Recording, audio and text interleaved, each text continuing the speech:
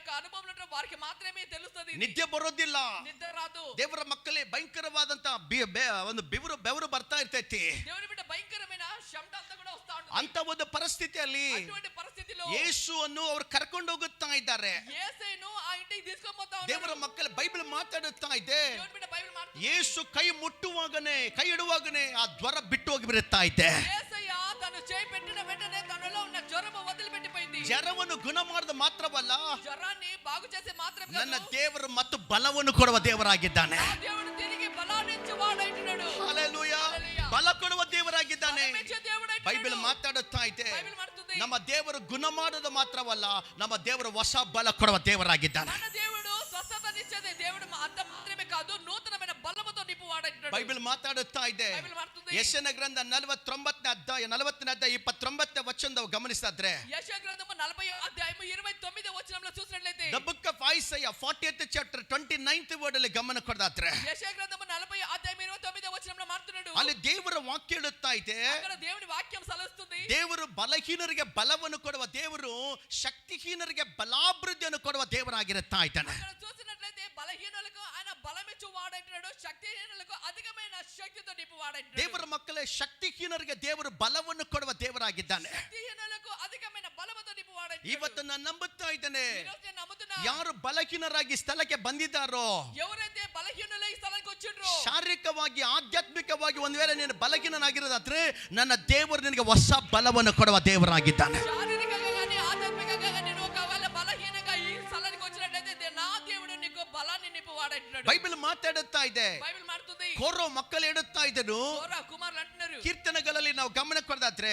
కీర్తనలో మనం గమనించినట్లయితే 74ನೇ ಅಧ್ಯಾಯ 5ನೇ ವಚನದಲ್ಲಿ ಗಮನಿಸ್ತಾದ್ರೆ, దావీదు కీర్తన 74వ అధ్యాయము 5వ వచనంలో మాట్లాడుతున్నాడు. the book of Psalms 84 verses 5 ಅಲ್ಲಿ ಗಮನ ಕೊಡದಾದ್ರೆ, దావీదు కీర్తన 84వ అధ్యాయము 5వ వచనంలో మాట్లాడుతున్నాడు. ಅಲ್ಲಿ ಕೋರೋ ಮಕ್ಕಳು ಮಾತಾಡುತ್ತಾ ಇದೆ. 84ನೇ ಅಧ್ಯಾಯ 5ನೇ ವಚನದಲ್ಲಿ దావీదు కీర్తన 84వ అధ్యాయము 5వ వచనంలో మాట్లాడుతున్నాడు.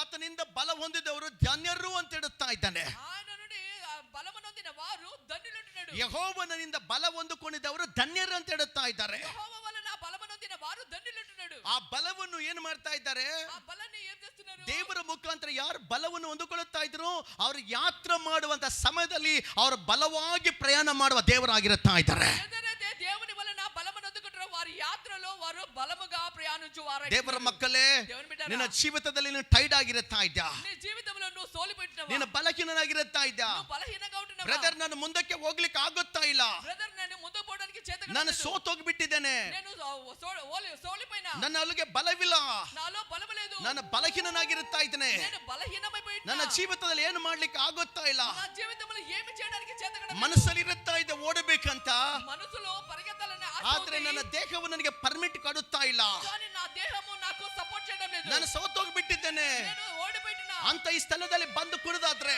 అని నువ్వు ఈ స్థలంలో వచ్చి కూర్చున్నట్లయితే ಎಲ್ಲರೂ ನನಕ್ಕಿಂತಲೂ ಬೇಗ ಹೋಗ್ತಾ ಇದ್ರೆ, ನಾನು ಇರುವಂತ ಸ್ಥಳದಲ್ಲಿ ಇರುತ್ತಾ ಇದ್ದೇನೆ ಅಂತ ನೀನು ಆಲೋಚನೆ ಮಾಡ್ತಾ ಇದ್ರೆ, అందరూ నాకన్నా ముందుకే పోతా ఉన్నారు, కానీ నేను ఉన్న స్థలంలోనే ఉన్నానని నువ్వు ఆలోచన చేస్తావు. ಇವತ್ತೊಂದು ಮಾತಾಡುತ್ತಾ ಇದ್ದಾನೆ. ఈ రోజు ఒక మాట చెప్తున్నా, ಯಾವ ದೇವರ ಹತ್ರ ನೀನು ಬಂದಿದ್ಯೋ, ఏ దేవుని దగ్గరికి అయితే నువ్వు ಆ వచ్చావో, ದೇವರಿಗೆ ಒಂದು ಹೆಸರಿರುತ್ತಾ ಇದೆ. ఆ దేవునికి ఒక నామం ఉంటున్నది. ಬಲ ಉಳ್ಳಂತ ನಾಮ, బలమైన నామము, ಶಕ್ತಿ ಉಳ್ಳಂತ ನಾಮ. శక్తి కలిగిన నామము. ಆ ನಾಮವನ್ನು ಉಚ್ಚಾರಣೆ ಮಾಡು. ఆ నామాన్ని నువ్వు పలుకు, దాన్ని ఉచ్చరించు. ದೇವರ ಬಲ ಕೊಡುವ ದೇವರಾಗಿದ್ದಾನೆ. దేవుడు బలమిచ్చు వాడంటున్నాడు. ದೇವರ ಮಕ್ಕಳೇ, ಎಂತ ದೇವರು ನಮ್ಮ ದೇವರು? మన దేవుడు ఎటువంటి వాడు? ಬಲಹೀನರಿಗೆ ಬಲವನ್ನು ಕೊಡುವ ದೇವರು. బలహీనులకు బలమిచ్చు ಆ వాడంటున్నాడు. ಮಗಳಿಗೆ ರೋಗ ಬಂದಿರುತ್ತಾ ಇದೆ. ఆ బిడ్డకు రోగం వచ్చింది. ಈ ರೋಗ ಸೈತಾನಿಂದ ಬಂದಿತ್ತು ಗೊತ್ತಿಲ್ಲ. ఈ యొక్క వ్యాధి సైతాను నుండి వచ్చిందో మనకు తెలియదు. ಈ ರೋಗ ಬಂದು ಪ್ರತಿರ್ಬೇಕಲ್ಲ, ಪ್ರಕೃತಿ ಮುಖಾಂತರ ಕ್ಲೈಮೇಟ್ ಮುಖಾಂತರ ಬಂದಿದ್ದು ಗೊತ್ತಿಲ್ಲ.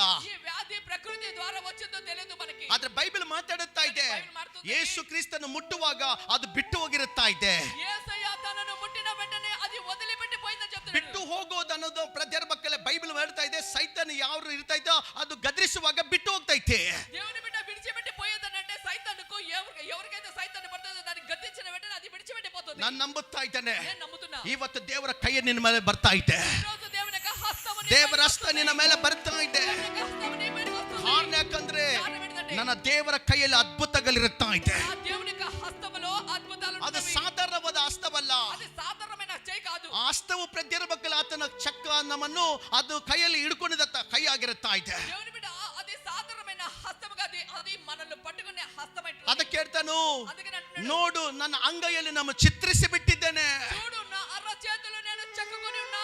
ಇವತ್ತು ನೀನು ಬಲಹೀನನಾಗಿದ್ಯಾ, ఈ రోజు నువ్వు బలహీనంగా ఉన్నావా? ನಾನು ಓಡ್ಲಿಕ್ಕೆ ಆಗುತ್ತಾ ಇಲ್ಲ, నేను పరిగెత్తడానికి చేతకడం లేదు. ನಾನು 2-3 ವರ್ಷ ಕೆಳಗೆ ನಾನು ಬಹಳ ಚೆನ್ನಾಗಿರುತ್ತಾ ಇದ್ದೇನೆ, 2-3 సంవత్సరాల క్రితం నేను చాలా బాగుంటున్నా, ಆದ್ರೆ ಇವಾಗ ನನಗೆ ಆಗುತ್ತಾ ಇಲ್ಲ కానీ ఇప్పుడు నాకు చేతకడం లేదు ಅಂತ ನಿರಾಶದಲ್ಲಿ ಕುಂತಿರುತ್ತಾ ಇದ್ದ. అని నిరాశతో నువ్వు కూర్చున్నావా? ಬೈಬಲ್ ಮಾತಾಡುತ್ತಾ ಇದೆ, బైబిల్ మాట్లాడుతుంది. ಯಾರು ದೇವರಿಗೋಸ್ಕರ ಎದುರು ನೋಡ್ತಾ ಇದ್ದಾರೋ, ఎవరైతే దేవుని కోసం ఎదురు చూస్తారో, ಯಾರು ದೇವರಿಗೋಸ್ಕರ ಎದುರು ನೋಡ್ತಾ ಇದ್ದಾರೋ, ఎవరైతే దేవుని కోసం ఎదురు ಈ చూస్తారో, ಪ್ರಾರ್ಥನೆ ಮುಗಿದ ಒಳಗೆ ಅವರು ಎಲ್ಲರಿಗೆ ದೇವರು ಹೊಸ ಬಲ ತುಂಬಿಸುವ ದೇವರಾಗಿದ್ದಾನೆ. ప్రార్థన అయిపోయే లోపల నా దేవుడు మీకు నూతనమైన బలముతో నింపువాడంటాడు. ದಾವೀದನನ್ನು ಮಾತಾಡುತ್ತಾ ಇದ್ದನು. దావీదు ఒక మాట మాట్లాడాడు. ಕೀರ್ತನೆಗಳಲ್ಲಿ 18ನೇ ಅಧ್ಯಾಯ ಮೊದಲ ವಚನದಲ್ಲಿ ಗಮನ ಕೊಡೋದಾದ್ರೆ, దావీదు కీర్తన 18వ అధ్యాయము మొదటి వచనంలో మాట్లాడాడు. The book of Psalms 18th chapter verses 1 ನಲ್ಲಿ ಗಮನ ಕೊಡೋದಾದ್ರೆ, దావీదు కీర్తన 18వ అధ్యాయము మొదటి వచనంలో మాట్లాడాడు. ಯೆಹೋವ ನನ್ನ ಬಲವೇ ಅಂತ ದೇವರು ಹೇಳುತ್ತಾ ಇದ್ದಾನೆ. యెహోవా నా బలమా అంటున్నాడు. ಹಲ್ಲೆಲೂಯಾ. హల్లెలూయా. ದೇವರ ನನ್ನ ಬಲವೇ ಅಂತ ದೇವರು ಕೂಗುತ್ತಾ ಇದ್ದಾನೆ. ఇక్కడ దావీదు అంటాడు యెహోవా నా బలమా అని కేక వేస్తున్నాడు. ದೇವರ ಮಕ್ಕಳೇ,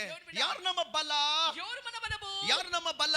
ఎవరు మన బలము? ಬೈಬಲ್ ಮಾತಾಡುತ್ತಾ ಇದೆ, ಬೈಬಲ್ ಮಾಡ್ತದೆ. ಬಲಹೀನರಿಗೆ, ನಿರಾಶೆ ಪಡುವವರಿಗೆ, ಅಶಕ್ತರಿಗೆ ನನ್ನ ದೇವರ ಬಲ ಕೊಡುವ ದೇವರಾಗಿದ್ದಾನೆ. బలహీనులకు, నిరాశతో ఉన్న వాళ్ళకి, కృంగిన వాళ్ళకి నా దేవుడు బలమిచ్చువాడంటున్నాడు. ಹಲ್ಲೆಲೂಯಾ. హల్లెలూయా. ಬೈಬಲ್ ಮಾತಾಡುತ್ತಾ ಇದೆ, బైబిల్ మాట్లాడుతుంది. ಇವರು ಕಪ್ಪೆರ್ನಹೂಮಿಗೆ ಅವರು ಬಂದಿದ್ದಾರಂತ. వీరు కపెర్నహూముకు వచ్చిండ్రు. ಅವರ ಅತ್ತೆಯ ಸ್ಥಳದಲ್ಲಿ ಇರುತ್ತಾ ಇದ್ದಾಳೆ. ದೇವರ ಮಕ್ಕಳೇ, వాళ్ళ అత్త ఆ స్థలంలో ఉంటున్నది. ಕಪ್ಪೆರ್ನಹೂಮಿಗೆ ಬರುತ್ತಿರುವಾಗ కపెర్నహూముకు వచ్చినప్పుడు ಯಾಕೋಬು ಯೋಹಾನ ಇಬ್ರು ಅಣ್ಣ ತಮ್ಮರಾಗಿರ್ತಾ ಇದ್ದಾರೆ. యాకోబు యోహాను వచ్చి ఇద్దరు అన్నదమ్ములు. ಅದೇ ಪ್ರಕಾರ ಪೇತೃ ಮತ್ತು ಅಂದ್ರೆಯ ಇಬ್ರು ಅಣ್ಣ ತಮ್ಮರಾಗಿರುತ್ತಾ ಇದ್ದಾರೆ. అదే ప్రకారము పేతురు అంద్రే కూడా ఇద్దరు అన్నదమ్ములు. ಇವರೆಲ್ಲರೂ ಪ್ರತಿಯೊಬ್ಬ ಮಕ್ಕಳು 4 ಜನ. ಅವರ ಕೆಲಸ ಏನಂದ್ರೆ ಅವ್ರ ಮೀನುಗಾರ ಅವರು ಹಿಡ್ಕೊಳ್ಳುವಂತ ಒಂದು ಕೆಲಸವಿರುತ್ತಾ ಇದ್ದಾರೆ. ఈ నలుగురి పని ఏంటిదంటే వాళ్ళు చేపలు పట్టే పని అంటున్నది. ಪ್ರತಿಯೊಬ್ಬ ಮಕ್ಕಳು దేవుని బిడ్డ ಅವರ ಮನೆ ಬಂದು ಕಪ್ಪರ್ನಹೂಮಲ್ಲಿ ಇಲ್ಲ, వీరు ఇంట్లో వచ్చి కపెర్నహూములో లేదు. ಆದ್ರೆ ಇವ್ರು ಎಲ್ಲಿರುತ್ತಾ ಇದಂದ್ರೆ, కానీ వీరు ಎక్కడ ఉంటున్నారంటే ಆ ಬೈಬಲ್ ಅಲ್ಲಿ ನಾವು ಗಮನ ಕೊಡೋದಾದ್ರೆ బైబిల్ మనం చూసినట్లయితే ಬೆಥೆಸ್ದ ಎಂಬ ಸ್ಥಳದಲ್ಲಿ ಇರುತ್ತಾ ಇದ್ದಾರೆ. వీళ్ళందరూ బెతెస్దా అనే స్థలములో ఉంటున్నారు. ಆ ಪ್ರಾಂತದಲ್ಲಿ ಇರುವಂತ ಜನರಾಗಿರುತ್ತಾ ಇದ್ದಾರೆ. ఆ ప్రాంతంలో ఉండే ప్రజలంటే ಯೇಸು ಯಾವಾಗ ಇವರು ಕರಿತಾ ಇದ್ದನು, యేసయ్య ఎప్పుడైతే వీరిని పిలుస్తాడో ಎಲ್ಲವನ್ನು ಬಿಟ್ಟುಕೊಂಡು, అన్ని విడిచిపెట్టి ಎಲ್ಲರೂ ಸೇರಿ ಎಲ್ಲವನ್ನು ಬಿಟ್ಟುಕೊಂಡು ಎಲ್ಲವನ್ನೂ ಬಿಟ್ಟುಕೊಂಡು ಯೇಸುವನ್ನು ಹಿಂಬಾಲಿಸುತ್ತಾ ಇದ್ದಾರೆ. యేసుವನ್ನು ಹಿಂಬಾಲಿಸ್ತಾರೆ. ದೇವರ ಮಕ್ಕಳು దేవుని బిడ్డలారా, ದೇವರನ್ನು ಹಿಂಬಾಲಿಸಿ ಅವರು ಬಂದಿದ್ದಾರೆ. దేవుని వెంబడిస్తూ వచ్చేసిండ్రు. ಇವರು ಇವಾಗ ಎಲ್ಲಿ ಸೆಟಲ್ ಆಗಿದ್ರು ಗೊತ್ತಾ? ఇప్పుడు వీళ్ళు ఎక్కడ సెటిల్ అయిపోయారు? ದೇವರ ಮಕ್ಕಳೇ, ಬೈಬಲ್ ಮಾತಾಡುತ್ತಾ ಇದೆ, దేవుని బిడ్డ బైబిల్ మాట్లాడుతుంది. ಅವರು ಕಪ್ಪೆರ್ನಹೂಮಲ್ಲಿ ಇದ್ದಾರೆ. వీళ్ళందరూ కూడా కపెర్నహూములో ಆ ఉంటున్నారు. ಕಪ್ಪೆರ್ನಹೂಮಲ್ಲಿ ದೇವರು ಕೆಲಸ ಮಾಡುತ್ತಾ ಇದ್ದಾನೆ. ఈ కపెర్నహూములో దేవుడు పని చేస్తా ఉన్నాడు. ದೇವರ ಮಕ್ಕಳೇ, ದೇವರು ಆತನ ಬಂದು ಆತನ ಗುಣ ಮಾಡಿದ್ದನು. దేవుని బిడ్డ అక్కడికి దేవుడు వచ్చి వారందరూ కూడా స్వస్థపరిచాడు. ಬೈಬಲ್ ಮಾತಾಡುತ್ತಾ ಐತೆ, బైబిల్ మాట్లాడుతుంది. ಯಾರು ರೋಗದಲ್ಲಿ ಇರುತ್ತಾ ಇದ್ದಾರೋ ఎవరైతే రోగంతో ఉంటారో ಅವರನ್ನು ದೇವರು ಗುಣ ಮಾಡುವ ದೇವರು. వారందరినీ నా దేవుడు స్వస్థపరచువాడు. ಅವರ ಜೀವಿತದಲ್ಲಿ ಅದ್ಭುತಗಳು ಮಾಡುವ ದೇವರು. జీవితంలో అద్భుతములు చేసే దేవుడు. ಬೈಬಲ್ ಅಲ್ಲಿ ನೀವು ಎಲ್ಲಿ ನಾವು ಗಾಸ್ಪಲ್ ಅಲ್ಲಿ ನೀವು ನೋಡಿದಾದ್ರೆ, మీరు సువార్తలలో ఎక్కడ చూసినా కానీ ಪ್ರತಿಯೊಬ್ಬರನ್ನು ಏರು ಯಾಸು ಯೇಸು ಅಂತ ಕರೀತಾ ಇದ್ರು, ಅವರೆಲ್ಲರನ್ನು ದೇವರು ಆತನ ಗುಣ ಮಾಡಿದ್ದಾನೆ. ఎందరైతే యేసయ్య అని పిలిచిండ్రో వాళ్ళందరినీ నా దేవుడు వారిని స్వస్థపరిచిండు. ಶಾರೀರಿಕವಾದ ರೋಗ ಮಾತ್ರವಲ್ಲ, శారీరకమైన రోగం మాత్రమే కాదు, ಮಾನಸಿಕವಾದ ರೋಗದಲ್ಲಿ ಇದ್ದ ಜನರು ಕೂಡ ದೇವರು ಗುಣ ಮಾಡುವ ದೇವರಾಗಿದ್ದಾನೆ. మానసిక రోగంలో ఉన్న వారిని కూడా నా దేవుడు వారిని స్వస్థపరిచిండు. ಅದಕ್ಕೋಸ್ಕರ ಹಿಬ್ರು ಪದದಲ್ಲಿ ಒಂದು ಮಾತಿರುತ್ತಾ ಇದೆ, అందుకని హీబ్రూ పదంలో ఒక మాట ఉంటుంది. ಯೆಹೋವ ರಾಫಾ ಅನ್ನುವಾಗ ನನ್ನ ದೇವರು ಆತನ ಗುಣ ಮಾಡುವ ದೇವರಂತ ವಾಕ್ಯ ಹೇಳುತ್ತಾ ಇದೆ. యెహోవా రాఫా అంటే నా దేవుడు స్వస్థపరచువాడని. ಬೈಬಲ್ ಅಲ್ಲಿ ನಾವು ಗಮನಿಸಿದ್ರೆ, బైబిల్ చూసినట్లయితే ವಿಮೋಚನ ಕಾಂಡ 15ನೇ ಅಧ್ಯಾಯ 26ನೇ ವಚನದಲ್ಲಿ ನಾವು ನೋಡುತ್ತಾ ಇದ್ದೇವೆ. నిర్గమకాండము 15వ అధ్యాయము 26వ వచనంలో ದ చూసినట్లయితే book of Exodus 15th chapter 26th word ಅಲ್ಲಿ ಗಮನ ಕೊಡೋದಾದ್ರೆ, నిర్గమకాండము 15వ 15వ అధ్యాయము 26వ వచనంలో మాట్లాడాడు. ಅಲ್ಲಿ ನಾವು ನೋಡುತ್ತಾ ಇದ್ದ ದೇವರ ವಾಕ್ಯದಲ್ಲಿ, అక్కడ దేవుడు వాక్యం చూసినట్లయితే ಐಗುಪ್ತ ದೇಶದಲ್ಲಿ ಇರುವಂತ ರೋಗವು ನಿಮ್ಮನ್ನು ಮುಟ್ಟೋದಿಲ್ಲ.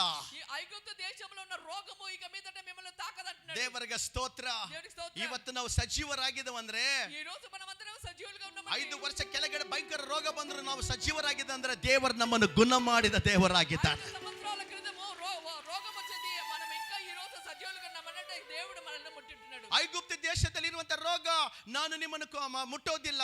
ఐగుప్తు దేశంలో ఉన్న రోగము ఇక మీదట మిమ్మల్ని ముట్టదు. ನಾನೇ ನಿಮ್ಮನ್ನು ಗುಣ ಮಾಡುವ ದೇವರು. నేనే మిమ్మల్ని స్వస్థపరిచే యెహోవా. ಆತನು ಪ್ರತಿಯೊಬ್ಬ ಮಕ್ಕಳು ನಮ್ಮನ್ನು ಗುಣ ಮಾಡುವ ದೇವರು, ಅದಕ್ಕೆ ರಾಫಾ.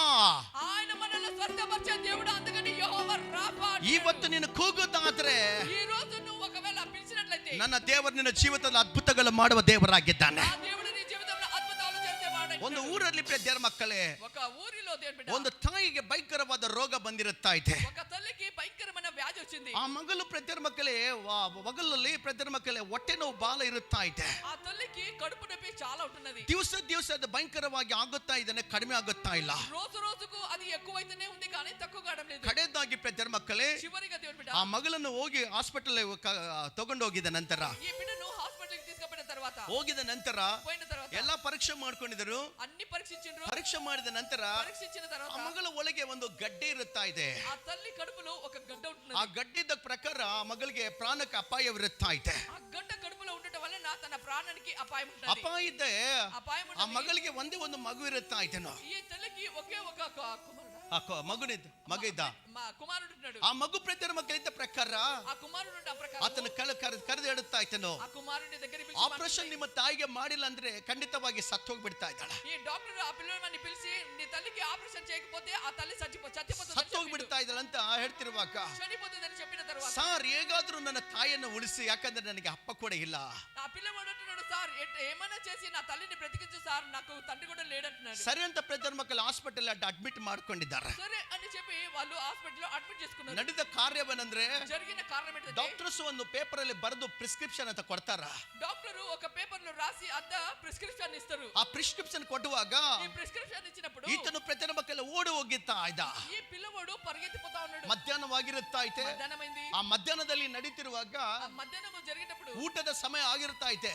అప్పుడు అన్నం తినే టైం సమయం అయిపోయింది. ಅದಕ್ಕೋಸ್ಕರ ಆ ಮೆಡಿಕಲ್ ಶಾಪ್ ಇದ್ದ ಇದಲ್ಲ, ఆ మెడికల్ షాప్ ఉండదు కదా, ಅಲ್ಲಿಂದ ಮನುಷ್ಯ ನಡ್ತಾ ಇದ್ದ. ಒಂದು ಅರ್ಧ ತಾಸು ಬಿಟ್ಟು ಬಾ, ನಾನು ಊಟ ಮಾಡಿ ಕೊಡ್ತೀನಿ ಅನ್ನುವಾಗ ಸರ್ ಅರ್ಜೆಂಟ್ ಆಗಿರುತ್ತಾ ಇದೆ. ఈ మందుల షాప్ కు ఈ పిల్లవాడు పోయిన తర్వాత ఆ మందుల షాప్ వ్యక్తి అంటాడు, ఇప్పుడు అన్నం తినే టైం కదా, నువ్వు అర్ధ గంట ఇచ్చి రామని చెప్పి ಅರ್ಧ ತಾಸು ಬಿಟ್ಟು ಬಾ ತಮ್ಮ, ಯಾಕಂದ್ರೆ ಇದು ಊಟದ ಸಮಯ ಅಂತಿರುವಾಗ ಸರ್ ಪ್ಲೀಸ್ ಒಂದು ಸಲ ಹೆಲ್ಪ್ ಮಾಡು ಅಂತಿರುವಾಗ ఇది అర్ధ గంట ఇచ్చిరా, ఎందుకంటే ఇది అన్నం తినే టైం అని చెప్పినప్పుడు ప్లీజ్ సార్ నాకు మంది అని చెప్పి అడుగుతా ఉన్నాడు. ಈತನಿಗೆ ಬಾಲ ಕೋಪ ಬಂದು ಬಡ ಪ್ರತಿ ಮಕ್ಕಳು ಅಲ್ಲಿ ಇದ್ದಂತ ಒಂದು ಮೆಡಿಸಿನ್ಸ್ ಆತನು ನೋಡಿಲ್ಲ.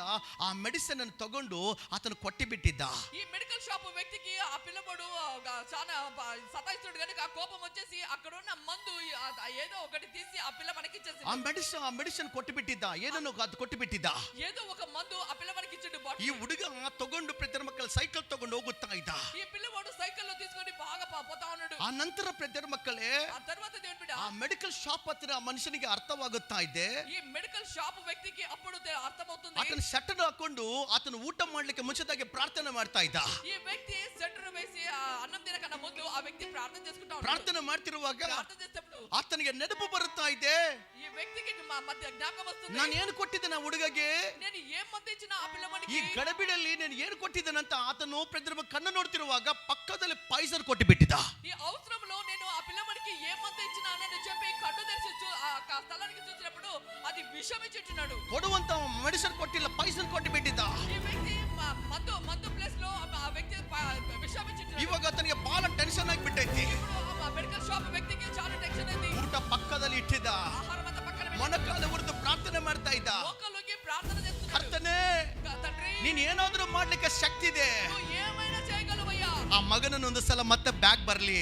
ఆ పిల్లవాడు తిరిగి మళ్ళా ఎనికి రాని. ಆ ಮಗನು ಮತ್ತೆ ಬ್ಯಾಗ್ ಬರ್ಲಿ. ఆ పిల్లవాడు ఎనికి తిరిగి రాని. ನಡೆದ ಕಾರ್ಯ ಅಂದ್ರೆ జరిగిన కార్యం ಸೈಕಲ್ ತಗೊಂಡು ಆತನ ಫಾಸ್ಟ್ ಆಗಿ ಹೋಗುತ್ತಿರುವಾಗ ఈ పిల్లవాడు సైకిల్ లో ఫాస్ట్ గా పోయినప్పుడు ದೇವರ ಮಕ್ಕಳೇ ಸಡನ್ ಆಗಿ ಒಂದು ಸ್ಕೂಟರ್ ಬಂದು ಹೊಡೆದು ಬಿಟ್ಟೈತಿ. సడన్గా ఒక స్కూటర్ వచ్చి పిల్లవాడిని కొట్టేసింది. ಆ ಸೈಕಲ್ ಹೊಡೆದ ನಂತರ సైకిల్ కొట్టిన వెంటనే ಇದ್ದಂತ ಬಾಟಲ್ ಅದು ಬಿದ್ದು ಅದು ಹೊಡೆದು ಹೋಗ್ಬಿಟ್ಟೈತಿ. ఆ పిల్లవాడి చేతిలో ఉన్న బాటిల్ కింద పడి పగిలిపోయింది. ಅದು ಹೋದ ನಂತರ ಈ ಹುಡುಗ ಕಣ್ಣೀರು ಬಿಡುತ್ತಾ ಇದ್ದ.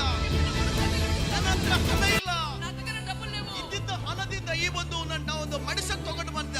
ఉన్న డబ్బుతోటి నేను ఇక మందుని కొనుక్కొని వచ్చిన. ನನ್ನ ತಾಯಿಯಲ್ಲಿ ಸಾಯುವಂತ ಪರಿಸ್ಥಿತಿಯಲ್ಲಿ ಇರ್ತಾ ಇದ್ದಂತ నా తల్లి ఆ చనిపోయే పరిస్థితిలో ఉన్నదని చెప్పి ರಿಟರ್ನ್ ಆತನು ಸೈಕಲ್ ತಗೊಂಡು ಹೋಗಿ ಮತ್ತು ಮೆಡಿಕಲ್ ಶಾಪ್ ಹತ್ರ ಬರ್ತಾ ಇದ್ದ. మళ్ళా తిరిగి పిల్లవాడు ఆ సైకిల్ ఎత్తుకొని మళ్ళా దీనికి మెడికల్ షాప్ వస్తుండు. ಆತನ ಮೊಣಕಾಲ ಉರಿದು ಪ್ರತಿ ಮಕ್ಕಳು ಇನ್ನೂ ಪ್ರಾರ್ಥನೆ ಮಾಡ್ತಾ ಇದ್ದ. ఈ మెడికల్ షాప్ వ్యక్తి ఇంకా మోకాళ్ళకి ఇంకా ప్రార్థన చేస్తా ಅಪ್ಪ ಹುಡುಗನನ್ನು ಕಲಿಸು, అయ్యా పిల్లవాడిని పంపు, ಅಪ್ಪ ಹುಡುಗನನ್ನು ಕಲಿಸು. అయ్యా పిల్లవాడిని పంపు. ದೇವರ ಮಕ್ಕಳೇ, దేవుని బిడ్డ ಆ ಹುಡುಗ ಬಂದು ఆ పిల్లవాడు వచ్చి ಬಡಿತಾ ಇದ್ದ.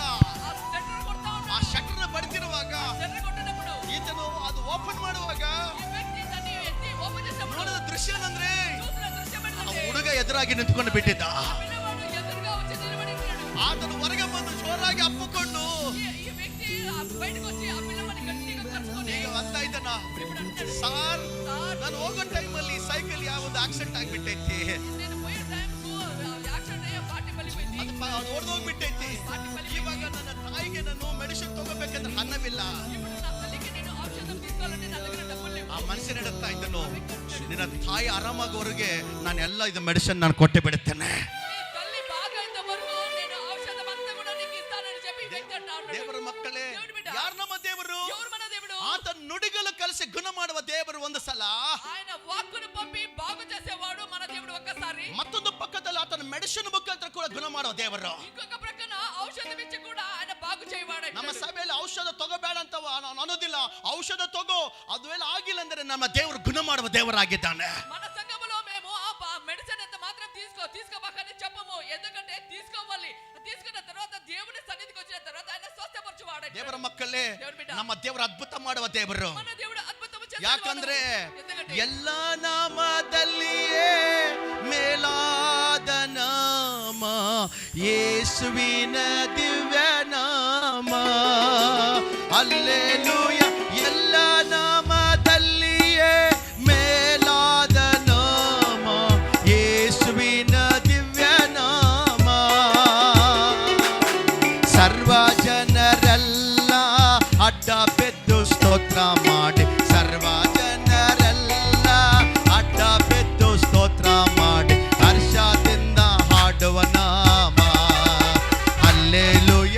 ಶ್ರೀ ಯೇಸು ನಾಮ ಸಯ ನಾಮ, ಪಾಪಿಗೆ ಎಂಪಾದ ನಾಮ. ಹಲ್ಲೆಲೂಯ. ಶ್ರೀ ಯೇಸು ನಾಮ ದಿಶಯ ನಾಮ, ಪಾಪಿಗೆ ಎಂಪಾದ ನಾಮ. ಭೂತ ಬಾಧಿತರಿಗೆ, ನಾನಾ ರೋಗಿಗಳಿಗೆ ಸ್ವಸ್ಥ ಮಾಡೋ ಒಂದ ನಾಮ. ಭೂತ ಬಾಧಿತರಿಗೆ, ನಾನಾ ರೋಗಿಗಳಿಗೆ ಒಂದ ನಾಮ. ಕುರುಡಾರಿಗೆ, ಕುಂಟಾರಿಗೆ, ಕುಷ್ಠರೋಗಿಗಳಿಗೆ, ಆಮೆನ್, ಕುಂಟಾರಿಗೆ, ಕುಷ್ಠರೋಗಿಗಳಿಗೆಲ್ಲ ಬಿಡುಗಾಡೆ ಕೊಡುವ ನಾಮ. 1 2 ಶ್ರೀ ಯೇಸು ನಾಮ ಅತಿಶಯ ನಾಮ, ಪಾಪಿಗೆ ಎಂಬಾದ ನಾಮ. ಹಲ್ಲೆಲೂಯ. ಶ್ರೀ ಯೇಸು ನಾಮ ಅತಿಶಯ ನಾಮ, ಪಾಪಿಗೆ ಎಂಬಾದ ನಾಮ. ಹಲ್ಲೆಲೂಯ. ಶ್ರೀ ಯೇಸು ನಾಮ ಗ್ಲೋರಿ, ಪಾಪಿಗೆ ಎಂಬಾದ ನಾಮ. ಹಲ್ಲೆಲೂಯ. ಅತಿಶಯ ನಾಮ, ಪಾಪಿಗೆ ಎಂಬಾದ ನಾಮ. ಬೋಲೋ ಯೇಸು ಮಸೀಹ್ ಕಿ, ಬೋಲೋ ಯೇಸು ಮಹಾರಾಜ್ ಕಿ. ಇವತ್ತು ನಾನು ಹೇಳುತ್ತಾ ಇದ್ದೇನೆ, ನಾವು ಆರಾಧಿಸುವ ದೇವರು ನಿನ್ನೆ ಇವತ್ತು ಎಂದೆಂದು ಒಂದೇ ಪ್ರಕಾರ ಇರುವ ದೇವರು. ಅವರ ಜೀವಿತದಲ್ಲಿ ಮಾಡಿದವರು ಇವತ್ತು ನಿನ್ನ ಜೀವಿತದಲ್ಲಿ ಕೂಡ ಮಾಡುದಿಲ್ವಾ? ಅದ್ಭುತಗಳು ಮಾಡುವ ದೇವರು, ಕಾರ್ಯಗಳು ಮಾಡುವ ದೇವರಾಗಿದ್ದಾನೆ.